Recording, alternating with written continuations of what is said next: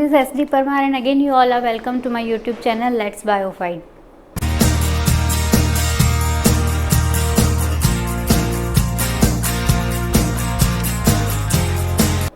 Today's topic we are going to discuss is microorganism, our friends or foe. Yes, microorganism, the organisms whom we are not able to see with our unaided eye, means we are not able to see them by our naked eye. We need to use some specific instrument to visualize this organism. These are the organisms who are existing among us, but we are not able to see them, but definitely we are able to feel them. So everything what about microorganism here we are going to discuss. So please watch this video till the end. Microorganism, our friends or foe. So let us first talk about how microorganism came in existence. So earlier, millions of years ago, might be something would be like that. The time at when any sphere was not there, lithosphere, hydrosphere, nothing was differentiated from each other. But still, this microorganism, they are having one ability to live in any kind of extreme environment. They have ability to live even in magma. They have ability to live even in too much freeze environment, minus 20 degree, minus 196 degree, any kind of, any psychrophilic environment. Also, they are having ability to live over there. Even they are adapted to live in highly concentrated environment of acidic and alkaline concentration. So this microorganism, they are having some specific features for the survival rather than us, but still due to some reasons this microorganism have been not yet evolved. Among them some microorganisms are evolved and they have also transformed themselves into complex body structure, and that is we only, means the two biggest kingdom living on the earth right now, plant kingdom and animal kingdom. In animal kingdom, the most complex and evolved organisms, evolved creatures are mammals, and in mammal also we are, means the human being. So the complexity of this organism based on the evolution of these microorganisms only. So first let's discuss about the existence of this microorganism. So earlier at that time there was the microorganism who were living in the climate when any kind of spheres were not existed. There was no lithosphere and hydrosphere differentiated from each other.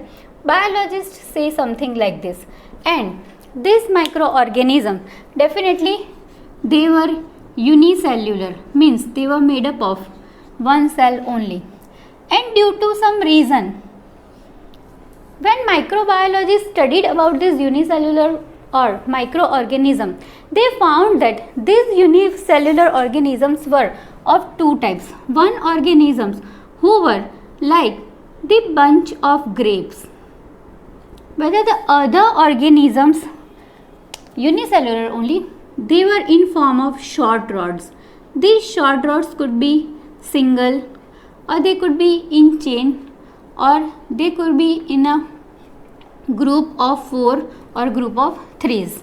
So these unicellular microorganisms were of two types. One was the grapes type of bunch and another were the short rods. Due to some climatic reasons, something happened in the biology of this microorganism, and this microorganism they started to came close to each other.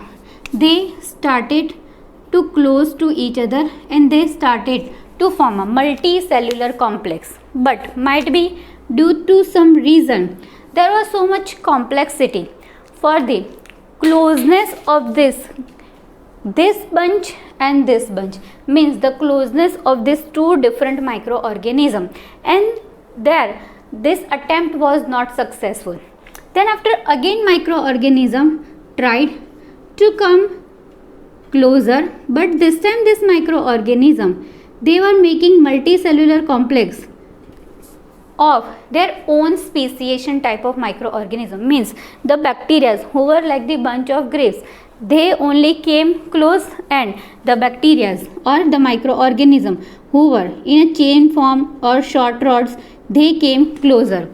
and this way two different groups came in existence, from of which later on one group found by biologists that they were having one specific pigment called chlorophyll, and that is why they were having ability to nourish themselves by themselves only using the photons of light.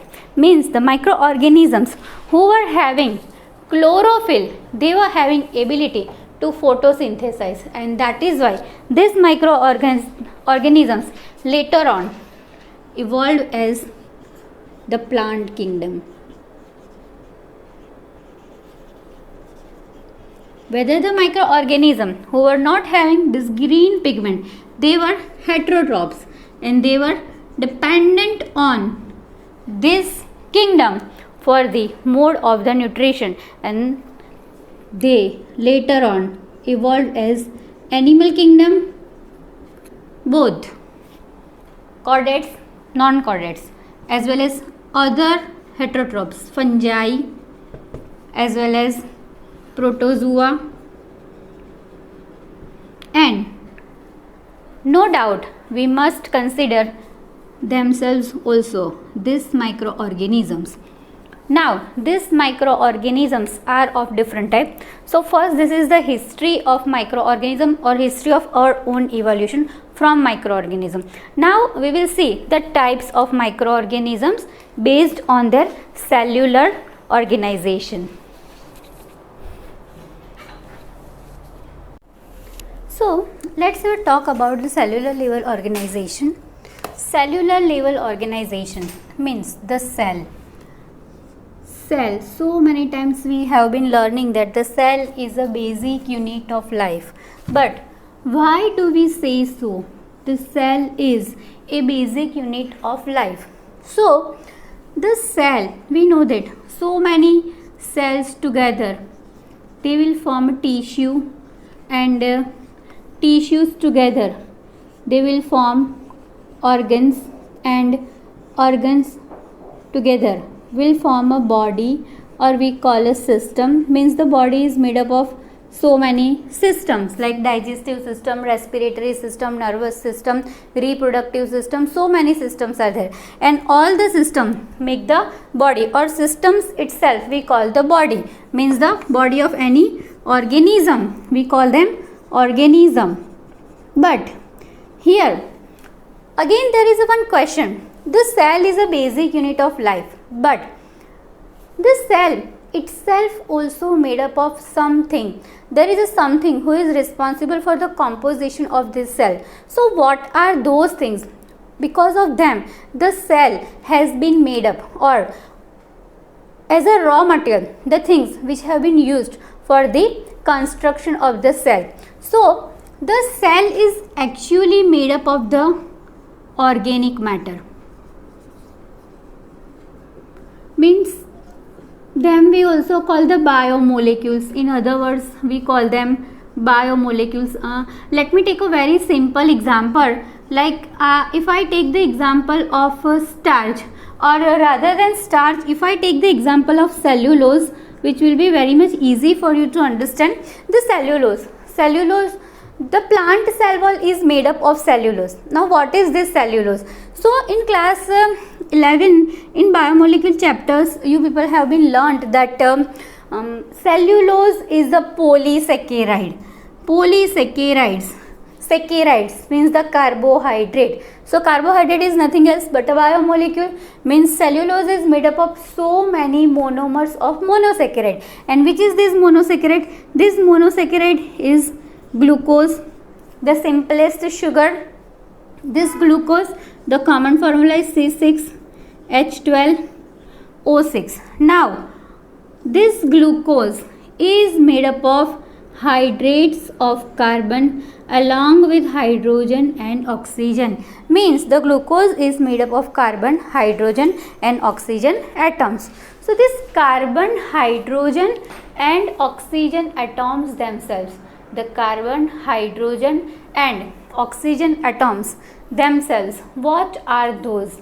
So they are carbon, hydrogen and oxygen. They are nothing else but inorganic compounds. So in short we can say that the cell, the living thing, is made up of non-living thing.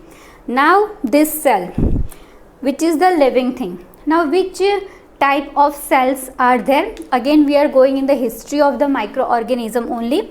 So let's have a look about the types of the cell.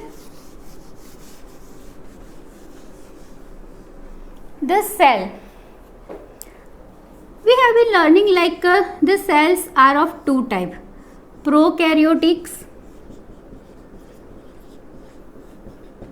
and eukaryotics,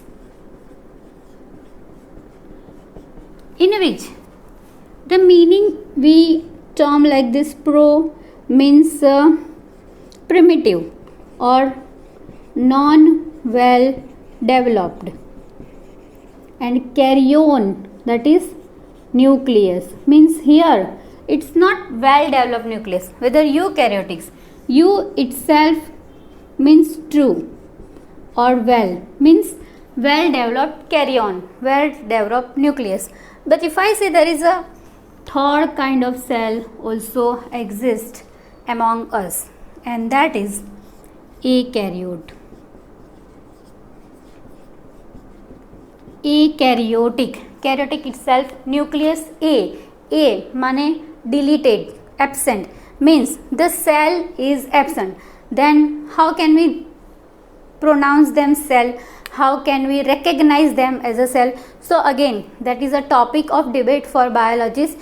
Cell or not having cellular structure, whether they are living or non-living, these organisms are the viruses. So the microorganism could be either viruses, prokaryotics means non well developed nuclear having bacteria, and some of the eukaryotics like protozoans, they are unicellular animals, or fungi, these are microorganisms but they are not prokaryotic. So this kind of microorganisms could be there, like amoeba, who is protozoa, fungi, eukaryotic, virus, akaryotic, again we cannot tell them, rather we should tell them cell or we should not tell them cell. It's still confusing point only, because the viruses are having both characteristic of living organism as well as non-living organism. Like if we consider some living organisms criteria, the viruses are having ability to replicate, means to increase the number, to develop their new organism. So this is the characteristic of living organism. But again there is also confusing point, viruses are not having ability to be replicated without help of host, means first they need to insert their genome into the host cell, and inside of the host cell only they could be replicated. So there is a confusion for virus existence, whether they are living or non-living. Again another point, that viruses destroy the host cell, so we can consider they are taking nutrition from the host cell, so nourishment they are doing. So it is also again a point of a living organism. But viruses could not respire outside of the host cell. Again there is a criterion which is not resembling to the living organism cell. So viruses are having so many confusions. Whether bacteria are having nucleus and cellular membrane is also there. The cell is there but is not totally developed like us, means all the organelles are not present. So our more concentration about the microorganism would be upon bacteria, because bacteria are playing two-way role for us, as a friend as well as our foe. The same way fungi are also playing both the role, friends and foe. Same way the protozoas, they are also having some advantages as well as disadvantages. So now one by one, first we will see about the examples of this all microorganisms.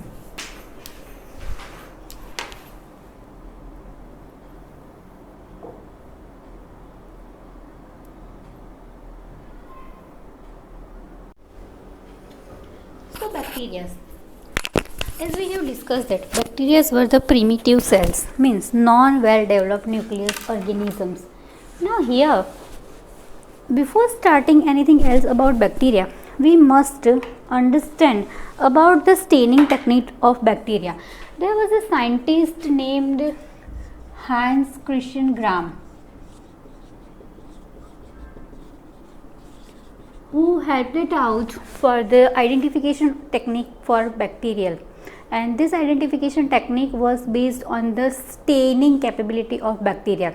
Now the bacterial cell, on the basis of their staining capacities, they have been categorized into main two groups by Christian Gram, and those were gram positive and gram negative bacteria. Now why we have, or Christian Gram had classified bacteria into these two groups, that was on the basis of the cellular composition, especially the cell wall of the bacteria.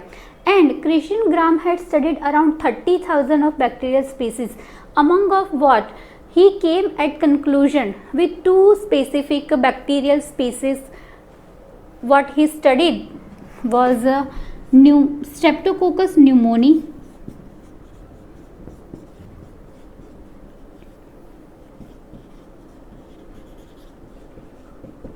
and another species was Klebsiella pneumoniae, and he observed differentiation for the retention and the staining of these two bacterial cells. He saw that the bacterial cell who were having the let me erase first this. See, here also one bacterial cell I have drawn. Now here we can see that outer layer is of the cilia, and then after there is a bacterial cell wall. After cell wall there is a layer of a plasma membrane, we can say, and then after the capsule layer is also there. So in bacterial cell wall, the bacterial cell wall composition could be having two different chemical compartments, two chemical different composition. One is a peptidoglycan and another is a lipopolysaccharide and protein. Lipopolysaccharide along with protein. Now here we can see peptidoglycan. Pepti, it means peptides, means proteins itself. Glycans means carbs itself, means the peptidoglycans, proteins along with glucose. This was the thick layer of cell wall. Whether the lipopolysaccharide and protein layer was the thin cell wall layer. So when Gram stained these two different species, Streptococcus pneumoniae and Klebsiella pneumoniae, he saw that this layer of peptidoglycan containing bacteria were retaining, they retain the purple stain, crystal violet stain, retain crystal violet stain, and they stain purple in color because of the thick layer of peptidoglycan who was retaining the crystal violet. Whether this were washing away the crystal violet due to presence of alcohol, and they were staining pink in color. So on the basis of the stained colors, the bacteria who was stained purple in color, them Gram told gram positive bacteria, whether who was stained pink in color, them Gram told gram negative bacteria. Some of the example of gram positive and gram negative bacteria, earlier as we have discussed, these bacteria were coccus, small bunch of grapes type of bacteria, or spiral bacteria we can say, whether these were the short rods whom we call bacillus. So the example we can take Bacillus megaterium, Bacillus thuringiensis, here Staphylococcus or Streptococcus. These are the examples of bacteria. Basically gram positive and gram negative two main categories of bacterial classification. Moreover, bacteria are also classified into two different groups, two different domain, we can say Archaebacteria and Eubacteria.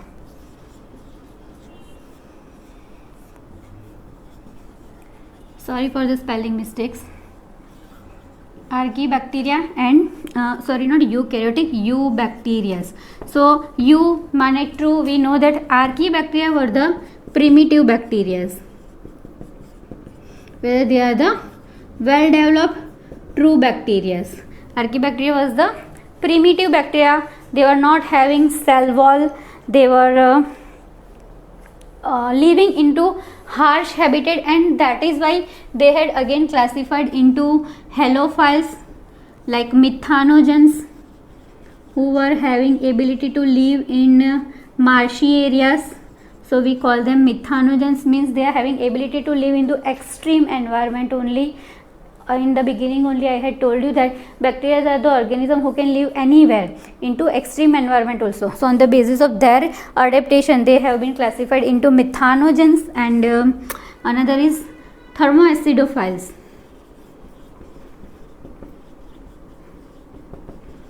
who are having ability to live into hot spring environment. They are the thermoacidophiles. Whether the eubacteria are the true bacteria having rigid cell wall, they are motile. So this way bacteria were also classified into Archaebacteria and Eubacteria. Rather than this much things, we need to also understand, if we people have been learning about bacteria, we must put some light on cyanobacteria. So in the beginning, in the introduction, what I told you, that there were the organisms, some of them who are having green pigment called chlorophyll, and because of them they are having ability to nourish themselves by themselves only with the help of the photons of light, which phenomenon we call photosynthesis. So cyanobacteria are the organisms who are having or who were studied at first having chlorophyll pigment in them. So cyanobacteria, there is some difference between cyanobacteria and bacteria, like the bacterial species all cannot do photosynthesis, whether cyanobacteria, all cyanobacteria are having ability to be photosynthesized. Another difference is cyanobacteria and bacteria, as I have told you, that they are having ability to live in any kind of environment, even extreme environment, whether they are having ability to live into the moisture content and the temperature also. They could be not having ability to live in a too much extreme temperature environment. They need the suitable temperature only, or they also live in the polluted water body. So here also this thing is there. Cyanobacteria are quite smaller in size than bacterial species. Another difference between cyanobacteria and bacteria is that they are having ability to do nitrogen fixation, whether here all bacteria are not having ability for nitrogen fixation. The example, cyanobacteria, we can also call them blue-green alga. And the example of cyanobacteria are Nostoc, Anabaena, with the bacteria all like Vibrio cholerae, who is responsible for cholera disease. So Salmonella typhi, who are responsible for typhoid. Then Corynebacterium diphtheria,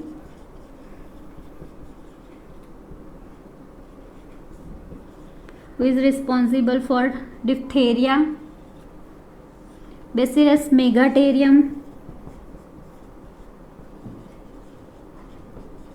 and so many bacteria are there. The cyanobacteria is here. And the last thing about bacteria, what I want to tell you, that is PPLO, means in other words, whom we know as mycoplasma. the smallest living bacteria. The size of this bacteria is only 0.1 micrometer. The smallest living bacteria, and we also call it PPLO, pleuropneumonia like organisms. Full form I am not writing, pleuropneumonia like organisms. So this is all about the bacteria. And another thing what about bacteria we should know, that is when Whitaker had classified, means not only Whitaker, when a biological classification was going on, at first Aristotle classified the organism into plant and animal. Then after Ernest Haeckel classified them into plant, animals and Monera. So Monera whole kingdom was given for the bacteria only. Now about the advantages and disadvantages, means how these bacteria are benefited to us and how they are harmful for us, that we will discuss.